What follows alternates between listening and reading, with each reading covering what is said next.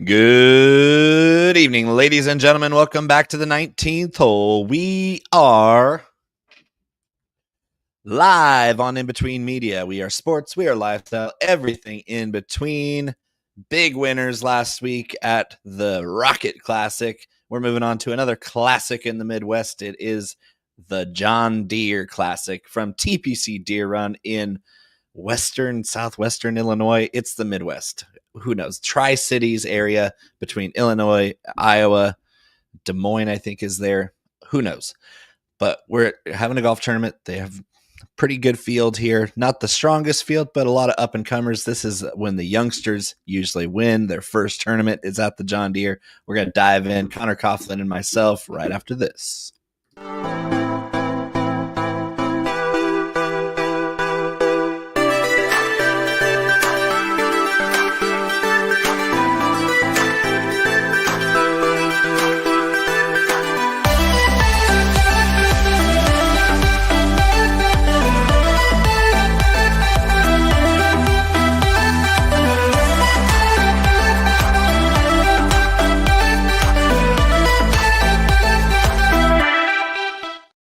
Yeah, buddy. Oh, I got to put Conor on the show. Do you want to be on the show, Conor?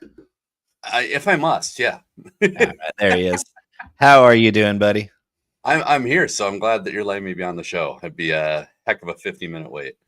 Yeah, it's also necessary because I don't think I could talk about the John Deere Classic solo for 50 minutes. But we're gonna, with your help, we might even have some people to bet on. I'm gonna give it my old college try. And so, although on this show I didn't mention maybe one of the three guys I actually bet on Wednesday after the show, but I had a really good week last week, Conor. It was Sloan Kettering and Johnny Hopkins, and we were blazing that up every day. I had Aldrich, Potgeiter, and Max Grazerman in the playoff with Chris Kirk. I was rooting heavily against Chris Kirk, and when he had the shortest birdie putt on the first playoff hole, I was clenching. I was clenching my butt cheeks together because I was going to be really angry if the one guy I didn't have in the playoff on my betting card won the thing. But Chris Kirk 3-putted on the second playoff hole and got bounced. So I knew it was going to be either Max at 35-1 or Aldrich Potgeiter at 120-1. Thank goodness we got a little excited with the 20-year-old gigantic South African man-child Aldrich Potgeiter with a 196 ball speed, hitting 366-yard tanks down the fairway. That was my rationale, was there's no penalty for hitting it 360 yards offline at the Detroit Golf Club. So full steam ahead with a $10 bet, and it was a good payday. I also had Thor Bjornsson and Grazerman with top 5 finishes. So it was a good week. The bankroll's looking tidy, and I'm going to save most of it for the Scottish and the Open Championship in next week and the week after. The John Deere is not going to get a lot of my bankroll, but it will get some, Conor. Well, I'm glad you had a good week. And me and my infinite wisdom, I think I said something to the tune of Grazerman. I think we missed our window, so that held up well. And I called him a stat darling at 35-1. Luckily, I was just like, you know what? Whatever. I put $10 on him, and with the top five kicker was like plus 750 or something like that. So I got a little bit of cash on that. I was way heavier on Thor Bjornsson, and he just couldn't make enough putts down the stretch on Sunday to stay in it. Made a couple of very costly bogeys that made me very angry. Yeah, I had an all-around bad golf week. I'd love to share with you probably the most embarrassing thing that's happened to me on a golf course happened over the weekend. I took a 10 on a par 3 with no hazards in play. Oh, so that sounds like your short game was really rocking. Yeah. You didn't leave it in a bunker or anything? You just no. Nope. Just Mr. a little wide right, and decided I wanted to slide the lob wedge under the ball 2 times. Then trying to fix that, I bladed it about 40 yards across the green, then fluffed that one. Yeah, we've been there. 4-putt. 4-putt. Oh, great. Yeah. So it was a good. I also consequently finished DFL in the tournament I was playing in. So, well, yeah, when you shoot 7 over on one hole, It sets you back a little bit, and we've all been there. Every single one of us watching and listening that's held a golf club have made a 10 on a par 3, myself included, including the whole fluff it under the ball and then blade it. Like the longest wedge shot I've ever hit in my life is when I was 20 yards from the hole. That's the best time to really give it your all, I've found out. Is to take out the teeth of the people on the next tee box. Yeah, you got to keep them alert and alive, especially in a tournament. You know, you got people out there drinking. You got to fire warning shots. Just yell 4 as soon as you're lining up every shot. 4. I'll tell you, and I just stopped looking at my bets and my DK lineups about midday Friday, and then proceeded to have probably the worst possible tournament performance of my life over the weekend. So it's a good golf week. Well, no trunk slams. We don't do that on this show. At the same time, I do commiserate with you. Are you drinking tonight? Do you have the good old H2O going? I got water with the grape again. That's good. I've been trying to cut back during the week. Some would say maybe I'm slightly more boring, but you're healthier. You're insufferably boring, but you look healthy, which is good. I got good color. Yeah, your cheeks have a little bit different color, better color. I probably will need a water with grape pretty soon, because the only thing in front of me at my desk here is a bag of hot and spicy chicharrones. Oh, chicharrones. Very salty. And I'm gonna need some fluids here soon. So if I duck out of the show and let you talk for a couple minutes, it's because I'm really thirsty. What an incredible selection you made at the checkout somewhere. The $2.99 giant bag of chicharrones. You could have had any snack, but you chose that. Hey, man, baconettes are good. I don't care what anybody says. And I remember when this bag was 99 cents. I do. I remember that. Sad, right? It's sad. The snack bag was 50 cents and the big bag was 99 cents. I was walking somebody through a guy I was playing with was smoking cigars. He's like, does the smoke bother you? And I was like, no, I was a smoker for 20 years. And I said, I remember when smokes were under $2 for a pack. Now you're paying 10. And thank God I kicked that habit. But yeah. And then that segued into the $1 for a gallon of gas conversation. And yeah. I just like gas prices in California are atrocious. Like we pay $1 more than anybody else, but I'm more upset that I can't just pump my gas and go in and pay after I'm done. Now you have to prepay for everything. It's just a pain in the butt. I want to pump my gas and go in and pay the guy and have a conversation without like getting moved through so fast. Would you trust a guy that looks like you to come in and pay after he pumps? I don't know. Absolutely. I'm a very trustworthy. Look at my face. You don't trust the guy with this face? Only a mother could love. A face for the radio. Thankfully, we're not on. We are on the radio in Western Tennessee right now. Shout out Memphis. Shout out to the Beal. Shout out to the Beal. Pollard's Barbecue there in Western Tennessee, listening on 105.1.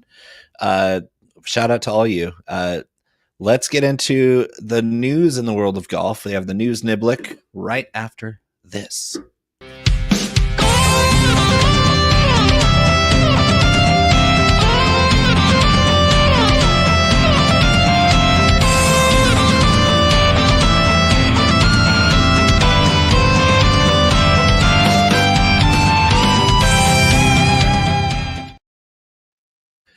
All right off the top, it's just a great. I just love writing these headlines. It's so much fun. Do I have it? Yeah, there it is. Found her.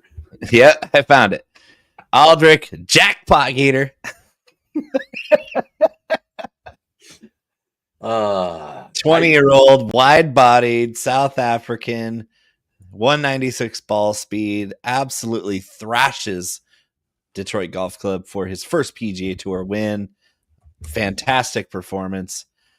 With nary a short game to be found, his off the tee game and timely putting make a lot of birdies. That's what did it for him. 5-hole playoff, sudden death. First playoff hole, it looked like Chris Kirk was going to win. He got bounced in the second playoff hole with a 3-putt from deep. Like he just left himself too much of a nasty 4-foot in-betweener. Those are the pressure ones, especially since the other two guys had already holed out for par. So his knees were buckling 4 feet. And yeah, that was it. When Kirk got bounced, I was very happy because I knew I had won.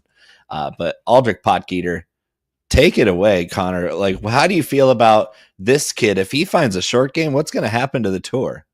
Yeah, I was having this conversation earlier, and I find myself really conflicted about guys like Potgeiter, like because you look at what he does on the season, and it's like 80 missed cuts, second place, 80 missed cuts, wins, and it's like the only time it reminds me a lot of like Cam Champ, where you get him on a course where there's absolutely no penalty to just whacking the living stuff out of the ball, and number 1 and number 2 in strokes gained off the tee were Aldrich Potgeiter and Cam Champ. And guess what mattered more than anything in the world at Detroit last week?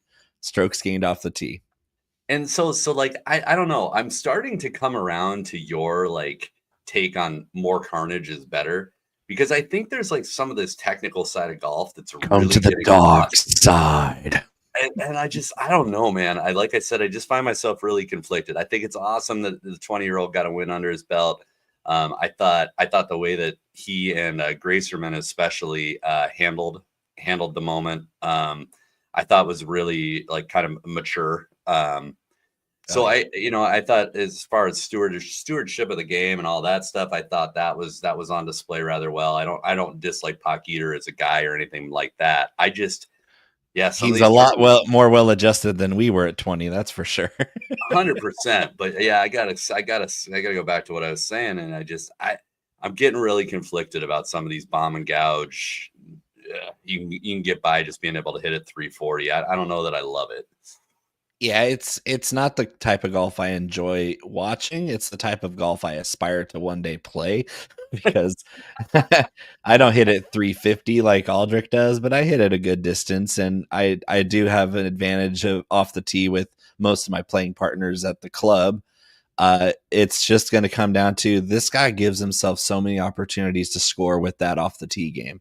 And the way the PGA Tour is kind of routing courses these days, it encourages that style of play, especially at the Rocket Classic. This week is more of the similar thing, but a little bit more strategy involved. But really, it's coming down to they want the excitement of the game to be around these big bombing, the gigantic club head speed, ball speed, the TrackMan stuff that they got on the broadcast. And then they did address Aldrich Potgeiter's struggles after he almost won in Mexico, and Brian Campbell got the luckiest break of all time and beat him in that first playoff hole.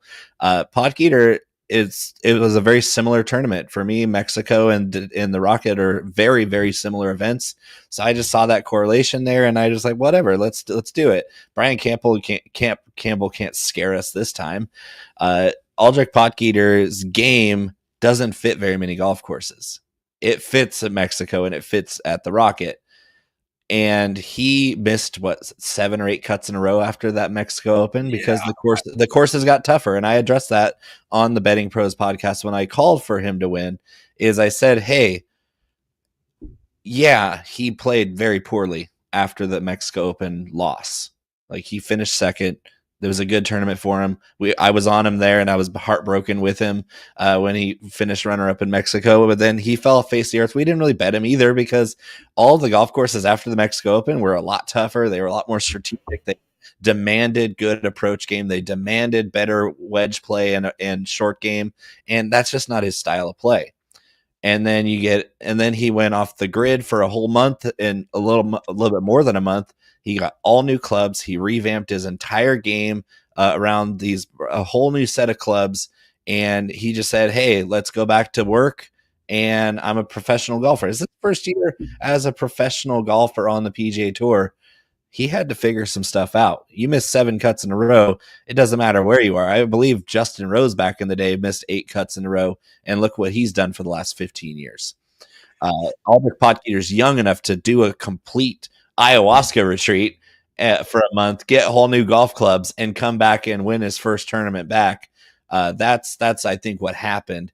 It's just this style of play is it's going to be encouraged as we go along, and unless you're at a major or at the Memorial or Arnold Palmer Classic where you got a lot more difficult conditions, you're going to see these types of players win more often, especially at the John Deere and the Rocket. Yeah, you and I were talking about it in the pre-show. I mean, I think I'm so much more gravitating towards the majors and some of the signature events. Just that it's not that I don't like, because I like this style of golf too to some extent, especially like in these lesser fields. Like I like some fireworks, so it's not all bad, but it's just kind of, I don't know. It's very Happy Gilmore-esque, right? It's just kind of like a kind of gimmicky feeling to some extent to me. But to your point, he's 20 years old. He's been able to course correct a little bit as he's demonstrated. So, he give him another couple of years and he can round out some of that short game, especially the wedge play. And I mean, he could be a super dangerous player. So he could be absolutely unstoppable if he gets a short game. Yeah, here we'll cross our fingers. I'd love to see him just be like well-rounded bomber. That'd be great. That'd be cool. Yep. All right. And we had a major on the Champions Tour this last week at the Broadmoor in your old stomping grounds in Colorado. Yes, sir. I believe which is near Colorado Springs, if I'm not mistaken, just at the foot of the Rocky Mountains. And gorgeous property. It was really fun to watch on TV because that place is immaculate. Padraig Harrington, Paddy from our Sacred Ground of Ireland, took home the championship despite losing a golf ball that Roger Maltby did not help him look for. He still won. Great performance for the Irishman. Won by a shot. Didn't hurt him that he lost a ball and played his provisional. That was kind of a non-story. I chuckled a little bit on Friday when that came out that Roger and Paddy had words after the tournament because Roger was like saw it go into the deep fescue and was like, that ball's gone. Just kept walking. Yeah, it looks the exchanging of words looks a little more heated than I think maybe it wasn't. But no, I think Paddy just wanted a little more courtesy, like a little look-see from Roger before he went on his way. But yeah, Roger had a point. That ball was gone. They were never going to find that ball. And in that part of the world, man, I got a couple of rules, and my most important one is I don't go in any grass taller than the sole of my shoes. So if you don't need to go try and search for something, then you don't. Yeah, my rule is ankle deep. I gotta go a little bit deeper, but yeah, if it's tall grass like where he hit the ball 30 yards offline, you shouldn't have to need an on-course reporter to help you look for a golf ball. That you tee up your provisional, you look for 10 minutes that you're required to do, and then you just play the provisional. You don't need Roger's help. Roger's been doing this a long time, just like you. He was a pro, just like you. It's just silly. It was silly. Yeah, take your anti-venom in there with you, though. Oh, for sure. Yeah, those rattlesnakes really love it this time of year, hiding in the shade, especially down there. Oh yeah. So congrats to our favorite Irishman on the Champions Tour, Padraig Harrington. You have any other words for that? No. Yeah. No. All right. As per usual, you did a brilliant job, sir. Okay. Well, I'm doing a brilliant job of making myself thirsty, so I'm going to hit this drop for Caddie notes. You're going to wax as poetic as possible about TPC Deere Run in Silvis, Illinois. I'm going to grab some sweet tea out of the fridge.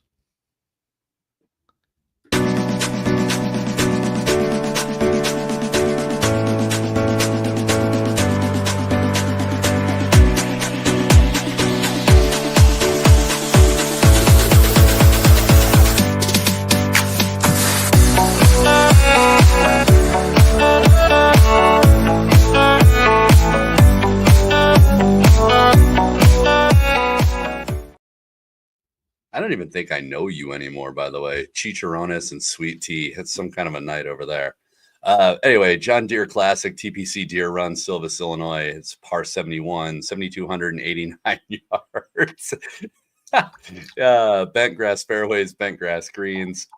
Yeah, this is so I'll start by saying it's a pretty unremarkable course. The field is okay. I wouldn't say it's over the top. I think what we usually see at this event, Bo alluded to it earlier, is a lot of volatility. You see a lot of random people just pop up, or guys that don't normally put 4 rounds together all of a sudden put 4 rounds together. So but anyways, back to the course. Very gettable course. I personally think it's actually kind of a pretty walk. It's it's some rolling hills, and it's kind of a lot of undulation, elevation change throughout the place. So I don't think it's an ugly course by any stretch. I just wouldn't say that there's anything terribly difficult about it. It is tree lined, so it does take slightly more more control hitting fairways than what we saw last week. But typically that really hasn't been much of a struggle for the field. The greens are very large, but they do have some kind of challenging slopes and undulations to them. And they have a tendency to put the pins in some really challenging spots. So it's a little trickier than what it would look at first glance. But yeah, I think honestly, if I had to be fair, the course's biggest defense probably is the elevation changes throughout. It's that there's quite a few kind of blind landing spots, kind of some weird angles you've got to play as a result. So I think that if you do have the ability to get out and get some practice rounds in, get familiar with the course, I think it does give you a pretty decent edge knowing where to hit and how hard to hit. As I said, it's a little tricky on some of those blind shots, but ultimately I think this course kind of proves year on year that the guys who have the best approach from about 125 to 150 and then 200 plus to help handle the 3 par 5s that are on the property tend to rise to the top. So it's a bit of an approach and a putting fest to some extent. Always scores pretty well. I think the average here typically is somewhere around 22 under, if memory is serving me right. Yep, except for last year, Davis Thompson went 28 under, which is an average of 7 under par per day. Which I actually think we get something probably closer to that here. Last year there was even a little bit of wind and some moisture early in the week. Yeah. This year it's really not calling for that. It's humid and hot. It's gonna be hot. It's gonna be low 90s and humid. Pretty miserable walk, I think. But outside of that, I think the course should be pretty darn gettable. So I would expect probably mid 20s to be the winning score and probably a cut. Yeah. I'd say somewhere in excess of 4 under, probably coming up on 5-6 maybe. I look to filter by strokes gained electrolytes because they're going to need all this. They're going to need all the hydration they can get here, but I couldn't find it. As you sip your water. Yeah, strokes gained vibes. I think it's a very much a second shot golf course with how wide the fairways are. You can't be too far out of position. Like last week, it didn't matter what position you were in. If you're down there with a wedge in hand, you could make some birdies. This takes a little bit more strategy, a little bit more short game because some of the hazards are firmly in play here. They're just not that much in play. Last week, the hazards were there for aesthetics, and there was no danger. This week, you have a few holes where the hazards are actually in play and affecting where you aim your second shots. But it's still generally going to be a birdie fest, 21 to 28 under par. It's going to be pretty fun to watch for if you like not carnage.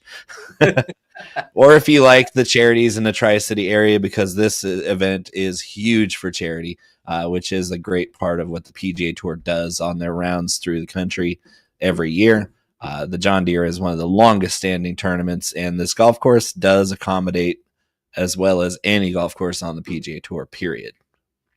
And like I said, if you live in the Midwest or like the Midwest aesthetic or whatever, this is, I do think it's a pretty course, and it's very well maintained, and they got the cool tractors as tee markers.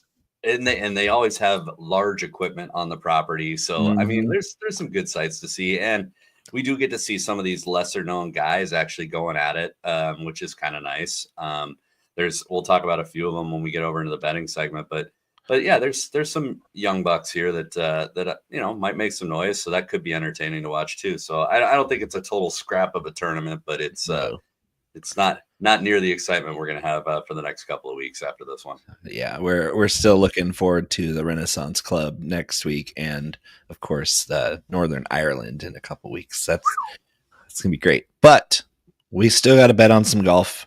We still want to bet and win on golf again this week. Conor, you got to get up the schneid. I need you locked in, sir. So locked in.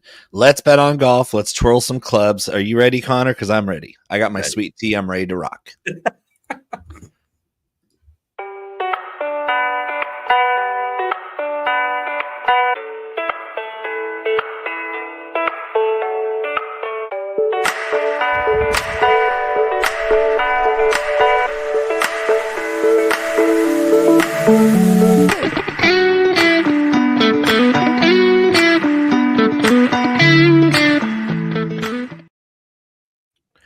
bombed it right down the fairway. Oh, yeah, I'm sure. DraftKings Sportsbook is what we're using. You can use whatever books you'd like. The odds are not that different this week. They're not all that favorable this week because our betting favorite is Ben Griffin, who's playing great golf this season. No mistake about that. 16-1 Ben Griffin, however, seems like a stretch. Does it not, Connor? I don't know if it does. I see that this is where we're slightly different. It's much shorter than I would love to be paying for Ben Griffin, but he should win, right? Yeah, he should win. I mean, he's playing out of his head right now, and every statistical model I ran, and I ran quite a few trying to figure this one out. I was running him just trying to get rid of him. Yeah, I couldn't get him out of the top spot. He's number 1 in approach. He's number 3 in putting. It makes more birdies than anybody else in this field. Excels on the par 5 ranges of this course, 550 to 600. He's 3rd in the field. Number 1 in DraftKings points scored. 21st in the proximities that we're looking at. I mean, he's green across the board. I'm a green light on Ben Griffin at 16-1. It's short, but the boy's having a heck of a year, and I see him keeping it rolling here. Au contraire, mon frère. I got Ben Griffin at 21st in my model, which makes him not a go at 16-1. I wish he was 25-1. That's where I'd probably bet him, but he's not. He's way too short, and he's probably going to get shorter as we get closer to lock, unfortunately, because he is such a better golfer at this stage of the season than everybody else in this field. More consistent for sure. But where I have him not well is on approach from 75 to 150 yards. He is outside the top 100 in this field by how I filter my model. And I also filtered those approach proximities as the heaviest in this field because it's a second shot golf course. So where he does make a lot of birdies, he crushes par 5s and par 4s. He's got a really good short game. He's accurate off the tee. His short iron approach has not been good, especially when you need to score a lot of birdies. I am 122nd from 75 to 100, 118th from 100 to 125, and 149th in this field from 125 to 150. You got to lay off the chicharrones or something, man. There's something wrong with you tonight. He's green at every other category. This guy has gained no less than 3 strokes on approach since May. Every tournament he has played in since May, he has gained a minimum of 3 strokes on approach. Like, his approach game is nails. Now, you could be some of those wedge ranges, maybe, but even like the short around the green wedge game, he's averaging 1.6 strokes gained in his last 8 starts. I mean, well, I say that with a caveat that he is still 29th in strokes gained approach, which is a lot better than 100 and something on those 3 proximity distances. I think what we're running into is he's not good at hitting it close with the short iron, but he's making so many putts that he's gaining strokes anyway. And I could look like a fool and say, hey, Ben Griffin, don't bet him at 16-1. But if he somehow slips, which he's not going to, then obviously you can bet him. He's the class of this field. I just would rather spend what little I am going to spend on this week on Denny McCarthy all the way at 28-1. More consistent golfer with a more well-rounded game.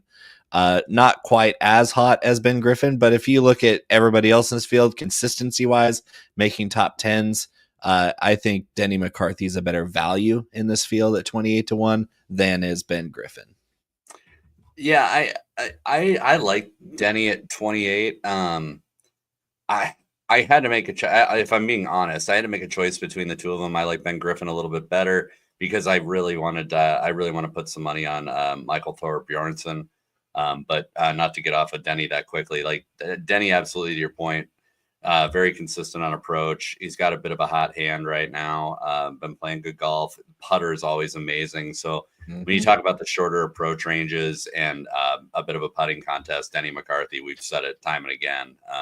Should rise up for you. He's just a solid all-around player, and he's just as good as Ben Griffin, if not better, over the course of their entire careers. Griffin's kind of a renaissance story this year, where he got a little bit more speed in his game, and it turned his whole entire career around. Denny's been consistently good the last 2.5, 3 years. So I'll take Denny. You can take Griffin. We can do a beer bet if you want to adjust it for odds. I don't care. I'll do it straight up with you because I do like both of them. I just like the value on McCarthy a little better. No, I totally get it. I totally get it. Devil's Advocate it's probably my middle name. That's a long middle name, but that's what I like to do. I mean, and hey, over the course of the last month, you are riding the hot hand, so maybe I should tail you. But proceed with caution, because your MO is that as soon as you're off somebody, they win, and as soon as you're on somebody, they miss the cut. So, yeah. If you start having more confidence in my bets, then that means something's going to go terribly wrong. Yeah, I'll just stay off your bets, and then we can figure out how to. We'll balance it out. It'll just cycle back around where you'll get hot eventually, and it always goes in cycles. But, do you like anybody else in that like short range to 40-1 or shorter? 40-1 or shorter, yeah. Like I said, Michael Thorbjornsen. I especially so. I kind of gave you a little bit of pushback last week on him about the birdies and bunches, and he actually really got it going. Is that true? Which was nice, right? Because like I think we both always have said that like this guy is, part of the future of golf, and I just kept waiting for him to get it going. And if you look at what he's done this year, not great. No. But last week, I don't know if it's a combination of the field, a combination of being able to swing pretty free at the rocket. I don't know what it was, but I mean, he's definitely got the driving distance too. And he had a great week. And I mean, even his approach was pretty decent last week, which has kind of been a little bit of a problem for him most of the season. Putter got super hot. I mean, he made almost everything he looked at. So in this field, and with him at 30-1 and riding a little bit of a hot hand, I do like going back to him this week. Yeah. Again, this week is throwing me through a loop because I got Thorbjornsen just last week at 70 to 1, and his top 5 number that I cashed was plus 750 or plus 800, something like that. And now we're getting 30-1 for Michael Thorbjornsen on a course that doesn't fit his game quite as well as last week. It's really making it hard for me to believe in him at that number. I can hope that he slips to 35 or 40. It'd be amazing because I do love Michael Thorbjornsen a lot, especially in the strokes gained caddy department, which was another argument I had last week. Outside of Ted Scott, there is not a better caddy on this planet than JJ Jakovac. Colin Morikawa letting go of JJ was the dumbest thing he's ever done in his whole career, and that's saying something. Agreed. Yeah, I thought Cal Bears were pretty smart in general. Guys that go to Berkeley generally smarter guys. Colin, that was dumb. Yeah, he's first tournament with JJ on the bag, and Thorbjornsen pops the top 5. What does that tell you about Colin Morikawa, who played pretty well, just didn't make enough birdies to stay in it at the end? But he should have won that tournament last week. He probably would have if he'd still had JJ on the bag, or even Joe Greiner. Well, not to go on a segue about Morikawa, but Morikawa's got to figure out putting, and he's got to figure out what putter he wants to use. Now he's got some prototype putter that he put in play. It was definitely better than his first round. He lost 4 strokes putting with the blade putter on Thursday, and then ended up flat for the rest of the week with the mallet. But the mallet that looks identical to an Odyssey that he played in college. Yeah, it's the same putter that JT uses shape wise. But that's not exactly a resounding endorsement either for putting prowess this season. No, I got the Scotty that JT uses, and trust me, I as I alluded to earlier, 4-putted. So it's not a fix-all. No, of course not. Yeah, Luke Clanton interests me a little bit at 35. We talk about him every week, so I don't need to really beat the drum on that. But his Sunday, oh my goodness, was that bad?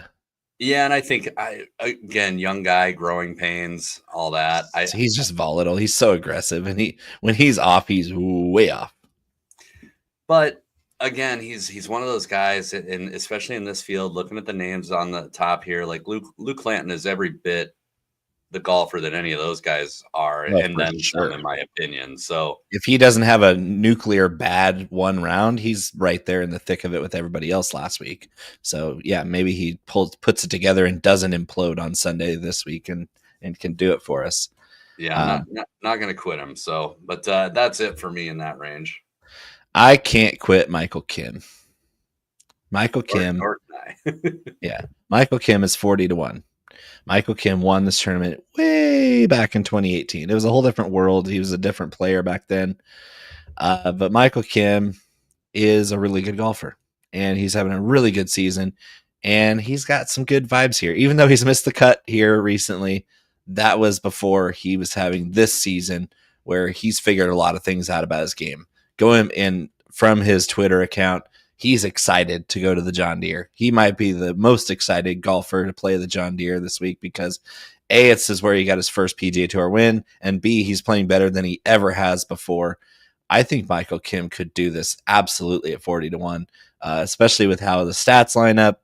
He's made so many improvements over last year and in years previous. The John Deere might not be able to contain how low he can go. Yeah, I was on him last week. I'm gonna keep riding with him this week too. And really, he's been having a pretty good year. So nothing to really add to what you said. I think it's a pretty decent number on him. Little apprehension just based on the tournament history here. He has missed the cut the last 4 times he played here, but not great, Bob. But he did win 7 years ago. Yeah, so it kind of erases the 4 missed cuts in a row. It's a wash. It's a wash, and he's having such a great year. But yeah, I'll ride with you on that one. I like that. All right, and for mid price, that's all I have. So fire away at your guys, and I'll retort with why I'm not quite there on some of them. Well, Bud Colley's been kind of moving. We love Bud Colley. We love Bud Colley, friend of the show. Now he's at 40, so he's right there too. Just again, rated out well for me. Does a lot of the things I was looking for here. Number 1 in 100 to 125 proximity. That's a good stat. Number 1. Yeah, that popped quite a bit. He also scores. He's in the top 10 for the par 5 scoring range that we're looking at. Yep. He's been putting up a fair amount of birdies as of late, and then he's 7th in overall approach. So on a second shot golf course, Bud Colley, I definitely like him, and I kind of like where he's been kind of trending off and on this season. He's just not making a ton of noise. We saw him pop 3rd at the Charles Schwab, 25th at the Travelers last time out, but had a nice little run back in March with the Players and Valspar and Valero. So I think he's just somebody that really goes kind of a little bit unnoticed in how well he's playing this year. Not here. We love Bud Colley. We love Bud Colley. So yeah, I'm gonna roll Bud Colley out. I like how he sets up here. I think this is a field that he could really make some noise in. So yeah, out of the guys on the show sheet that you've listed, I am most in on Bud Colley, especially if he slips a little bit more. Which he could with some of the guys around him. Mm-hmm. Probably going to take the next 2 guys I'm going to talk about. I haven't pulled the trigger on, but they're just guys on my radar. I'm looking a lot at Hubbard. Looked great last week. I believe that he's done fairly decently here too. Mm-hmm. Yep. Yeah, he's got a pretty good track record here. So. And Hubbard, we talk about Hubbard sometimes too, in the same vein that we talk about McCarthy, where it's, some of these shorter approach mechanics and just having him get a little bit hot with the putter. He's that same type of player when he's firing on all cylinders, albeit not as good a putter as Denny, but he's still a decent putter and overall a good short game. He's struggled with short iron approach this season, but historically he's been streaky in that area. And the putter, going back to the putter too, right now it's been super hot. He hasn't lost strokes and going all the way back to, again, March. Like he's gaining strokes week on week. His off the tee game, which is something we don't typically associate with Hubbard, gaining strokes. Top 10 for a good drives gained. That's good. We like that. So yeah, there's a lot of things to like, especially coming off that 13 at Rocket Mortgage. So yeah, I probably will end up pulling the trigger on Hubbard. 50-1 it seems short for Mark Hubbard, but we got to remember it's the John Deere Classic. Everything's a little different this week. Everything's a lot different. 50-1 Mark Hubbard. Where are we right now? Is this a fever dream? And then I started taking a look at Lee Hodges this afternoon too at 60-1, which is deep cut, and same lines as fever dream. Lee Hodges at 60-1. But I was surprised when I ran the modeling, especially from the 125 to 150 range. Hodges is in the top 10 for that over the last 24 rounds, and ninth in overall approach. So he's got a really hot hand when it comes to second shots lately. He crushes par fives too. He annihilates par fives. Yeah, he's good on par fives. The putter is very hit and miss, but great driving accuracy. Mm-hmm. And he's got an all right run going. I mean, he was a series of missed cuts, but Charles Schwab, he popped back. He finished 53rd, 9th at the Canadian Open, 34th at the Rocket. So he's there. Yeah. And that's a weird thing. Like when you're looking at the 34th at the Rocket Mortgage, the field was better, right? So I mean, same level of field that we have this week. I mean, you're probably talking closer to top 10, top 15, and so at that point you're knocking at the door. So I don't know. I'm justifying Lee Hodges a little bit, but I really like the par 5 scoring in that 125 to 150 range that he excels at. Just a good chance for him to pop up a little bit.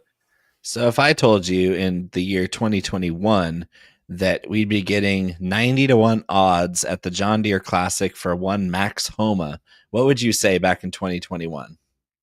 I would have told you to bet your mortgage entire house. Yeah. Right. And as we all know, Max Homa is having a terrible 2-year stretch. He's losing eligibility in some of the tournaments. He needs the John Deere Classic more than the John Deere Classic needs him. 90-1 for Max Homa, who has shown some signs of life. He hasn't put it together for more than 2 or 3 days in any tournament this year, but when he has looked good, he's looked every bit as good as he has even in majors. He's looked good for a couple of days this year. Max Homa, are we getting enough life out of Homa to throw in some dollars at 90-1? Come on, tell me there's a chance that Max Homa can do something in this field at this tournament at 90-1 odds. I'll throw a $5 at it, but that's about the level of confidence I have. So gross. We got 50-1 homeless Hubs Mark Hubbard and 90-1 Max Homa. Fever dream. Max Homa coming off a missed cut at the Rocket, which I think is an easier course. But it's so gross, man. He just looks so bad at times this year, and so good in just little spurts, he'll go out there and shoot a 64, and then he'll shoot 77 the next year. Like, okay, Max, what is going on? Do you know that he has only gained strokes tee to green once this year? His approach game his off the tee game is terrible. Like terrible. Tee to green, he's only gained strokes once, and it was at the Masters. What? Yeah. The most challenging tee to green course that they're going to play all year, and he's doing great. It was also one of 3 times that he gained putting and approach as well, was the Masters. He peaked at the Masters. Which is why he's 90-1 at the John Deere Classic. Yeah, just wild. Throw a $5 on there. I don't usually like betting too many long shots at this tournament, but that's just too much. You're putting money on who the player he can be, and Max Homa is an elite golfer. He's got some issues. He's in his head right now. It's all mental. And when he snaps out of it, he's going to bounce. He's going to bounce back, and he'll be up there with the big boys again soon enough. So 90-1, I don't hate it. I mean, I could even justify going a little, throwing $10 at it or something. I mean, it's not. Yeah, come on, Max. We believe in you, Max. We believe in you. Now you need to believe in you in Silvis, Illinois. Who else we got? I saw an interesting name on here. I wasn't on him last week, but I'm on the precipice of being on him this week. Matt McCarty. Shout out to the mix out there. Matt McCarty is a pretty good golfer. He's still very young and inexperienced. Didn't pan out last week for you, but I think he might be a better fit for the John Deere than the Rocket. So tell me about Matt McCarty and why should we even care that this guy's 70-1? So yeah, Matt McCarty, he's like guilty pleasure of mine week on week. We know. I've had some luck with him, mostly in the DFS space, obviously. But yeah, with McCarty, I wasn't really looking that deep into it until I started filtering by the proximity buckets. And what I liked was he catapulted in the 125 to 150 range all the way up to fifth in the field. For approach from that range, which is going to be a lot of the approach shots he's going to see this week. And this, again, over the last 24 rounds. The other thing that I liked a lot about him is he's seventh in this field over the last 24 for birdie or better rate. We know you got to score here. So making that level of birdies, as well as being that proficient from where I think the majority of the approach shots are going to be hit from, really got me turned on to him. And, it's actually a really good number on him, given his skill set at that 90-1. Solid pick. 70-1. Sorry. Yeah.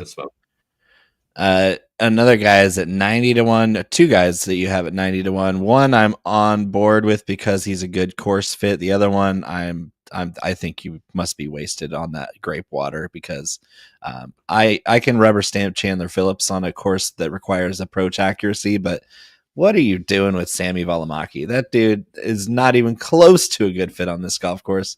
What's going through your head, Conor? I don't understand. Valimaki is again, last 24 rounds, hyper focused on that 125 to 150 bucket. Yeah, he's good. 29th there in my book. Well, so he's 8th in mine over the last 24. He's 4th in birdie or better rate. He's 11th in putting, and he's 12th in overall approach. Now, this is not micro filtered the way you do. This is just open.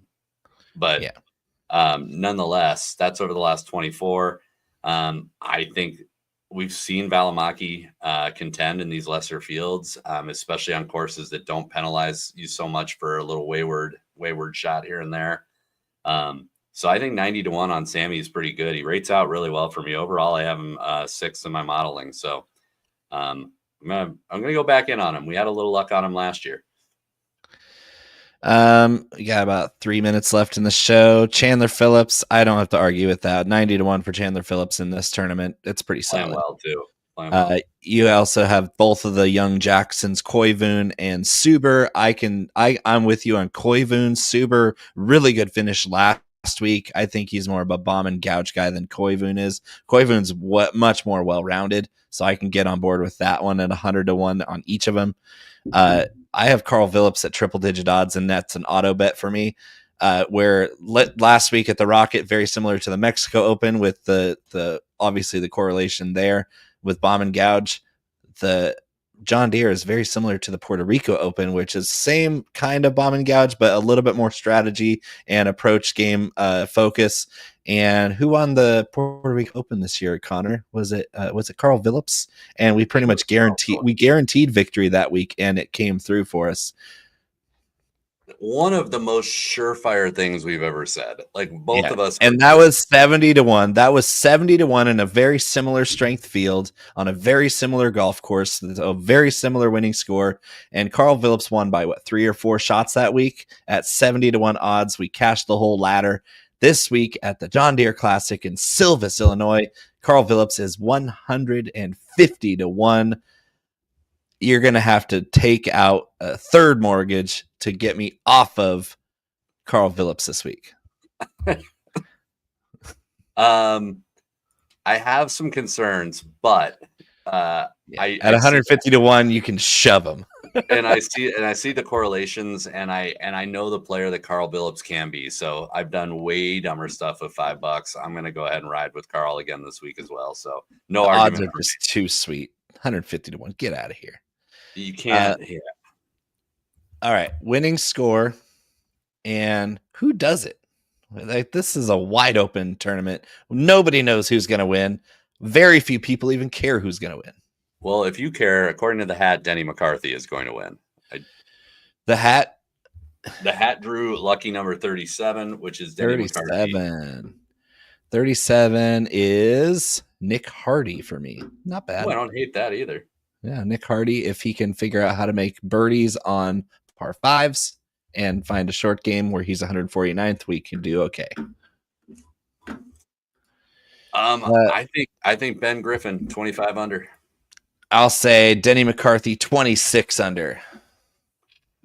First round leader, I'm gonna go Thorn Bjornsson. I will go with Luke Clanton, first round leader. I like that too. Yeah. He's bound to shoot a 79 one of these days, but it won't be Thursday. Mr. Burt, we'll give the hat a better cameo next week when we have a little more time. Yeah. Thank you for joining us for the John Deere Classic here on the 19th hole live. As always, next week is the Scottish Open from the Renaissance Club in North Berwick, Scotland, the sacred ground. It's going to be a good one. It's going to be a great one. Bye, everybody.